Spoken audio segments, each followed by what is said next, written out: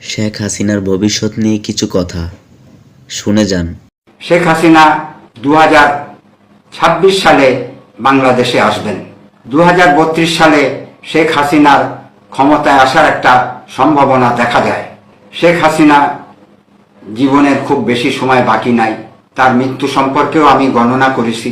তিনি 2033 সালে আমাদেরকে ছেড়ে চলে যাবেন। সম্ভবত তার মৃত্যু যেদিন হবে সেদিন সোমবার হওয়ার সম্ভাবনাই সবচেয়ে বেশি। জ্যোতিষবিজ্ঞান নিয়ে আমাদের দেশে তেমন বিশেষ চর্চা হয় না, কিন্তু জ্যোতিষবিজ্ঞান এমন একটি বিজ্ঞান যার সুফল সম্পর্কে অস্বীকার করার কোনো ক্ষমতা নাই। 2024 সাল শেখ হাসিনা ও আওয়ামী লীগের জন্য শুভ সময় ছিল না, এটা আমি বলেছি। আমি আজকে শেখ হাসিনার ভবিষ্যৎ সম্পর্কে তিনি যতদিন বেঁচে থাকবেন সেই পর্যন্ত তার গণনা করেছি, সেটার উপরেই আপনাদেরকে জানাবো। শেখ হাসিনা 5ই আগস্ট দেশ ত্যাগ করে চলে গেছেন, আমরা জানি। তিনি খুব একটা ভালো নেই। তার কারণ হচ্ছে তার গ্রহগত অবস্থান। তার দলের লোকজনের অবস্থা আরও খারাপ। শেখ হাসিনা 28শে সেপ্টেম্বর 1947 সালে জন্মগ্রহণ করেন। তার 28শে সেপ্টেম্বর হিসাব করলে তিনি তুলা রাশির জাতিকা হন। রাশিচক্রের সপ্তম ঘর হচ্ছে তুলা রাশি। শেখ হাসিনার জন্য তুলা রাশি সবসময় ভালো। তিনি তার জন্মের সংখ্যার থেকে যে ভালো মন্দ গুণগুলি পেয়েছেন সেটি হচ্ছে তার জন্ম সংখ্যা 1, গন্তব্য সংখ্যা 4। 1 রবির সংখ্যা, নেতৃত্ব দেবার সংখ্যা, লিডারশিপ কোয়ালিটি। 4 উত্থান পতনের প্রতীক। 4 হচ্ছে ইউরেনাসের ঘর বা রাহুর ঘর। সুতরাং ওনার জীবনে উত্থান পতন তো থাকবেই, যথেষ্ট উত্থান পতন হয়েছে। উনি 1981 সালের 17ই মে বাংলাদেশে আসেন। 6 বছর ভারতে ছিলেন। 1996 সালে উনি প্রথম বাংলাদেশে নির্বাচন করেন, প্রধানমন্ত্রী নির্বাচিত হন।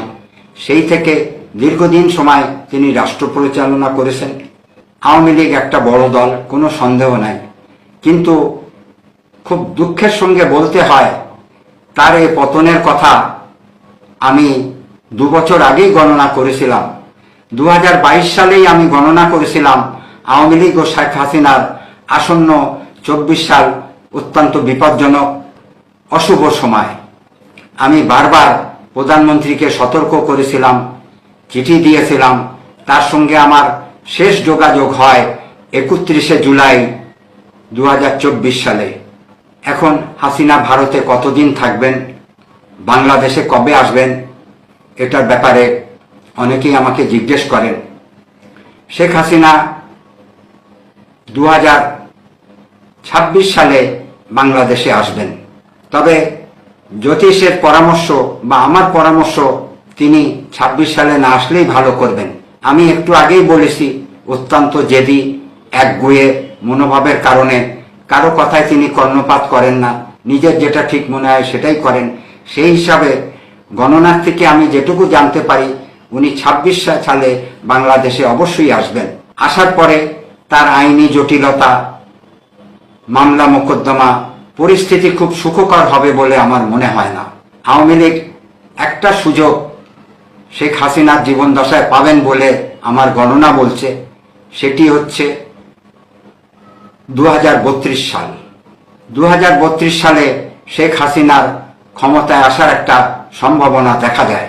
2032 সালের নির্বাচনে আওয়ামী লীগ বা শেখ হাসিনার সরকার গঠন করার সুযোগ হয়তো এসে যাবে। কিন্তু আজকে 2024 সালের সেপ্টেম্বর মাস, 2032 সাল অনেক বাকি।